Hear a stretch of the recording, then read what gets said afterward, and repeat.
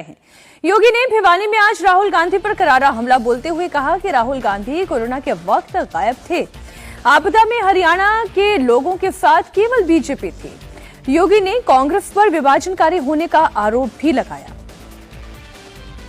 ये लोग जब भी कांग्रेस के लोग आएंगे देश के साथ गद्दारी करेंगे। इन्होंने अपने राजनीतिक स्वार्थ के लिए देश का विभाजन किया। देश के अंदर हिंदू मानबिंदुओं के साथ खिलवाड़ किया, तुष्टीकरण की हदों को पार किया, विकास के नाम पर केवल अपने घर को भरते रहे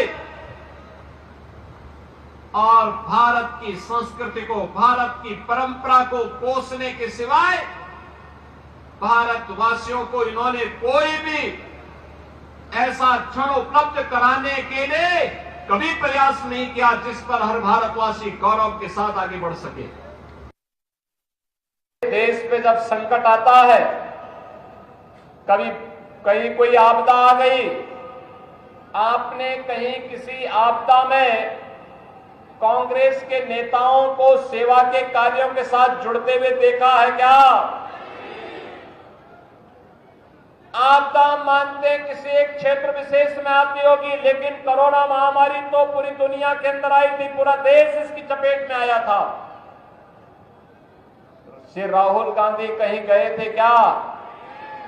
बहनों और भाइयों, जब कोरोना महामारी के दौरान सेवा की बात आई थी तो केवल भाजपा का कार्यकर्ता प्रधानमंत्री मोदी जी और भारतीय जनता पार्टी के राष्ट्रीय अध्यक्ष जेपी नड्डा जी के आह्वान पर सेवा ही संगठन है संकल्प के साथ अपनी जान की परवाह के बगैर जनता जनार्दन की सेवा कर रहे थे।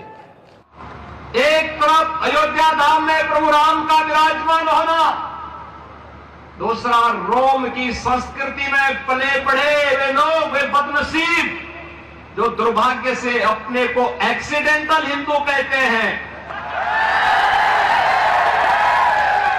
वे कैसे इसको बर्दाश्त कर पाएंगे? वे कहते हैं कि अयोध्या में जब रामलला का मंदिर का उद्घाटन हो रहा था तो वहां पे नाच गाना चल रहा था। अरे जिंदगी भर तो यही तुम्हारा खानदान करता रहा,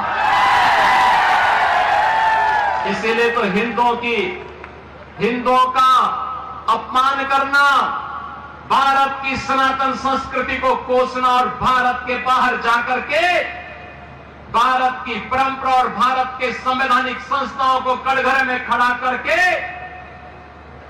अपने कृत्यों पर और अपनी योग्यता पर स्वयं प्रश्न चिन्ह कांग्रेसी हमेशा लगाते हैं।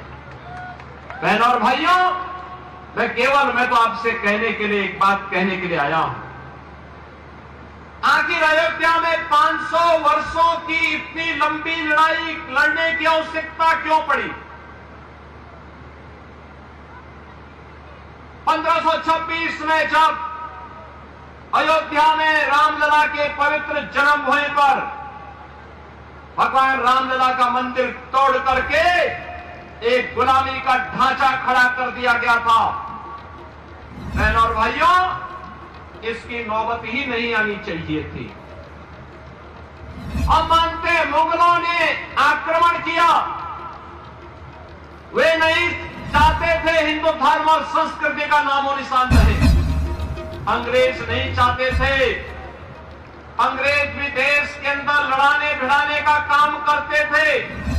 वे भी आपकी धर्म और संस्कृति पर गौरव की अनुभूति नहीं कर सकते थे। दुर्भाग्य से आजाद भारत में पहली सरकार इन बदनसीबों के हाथों में लगी जिन्होंने भारत की परंपरा और भारत की संस्कृति को रौंदने के सिवाय भारत को कभी भी गौरव के साथ खड़ा नहीं होने दिया, कभी नहीं खड़ा होने दिया। और इसीलिए आज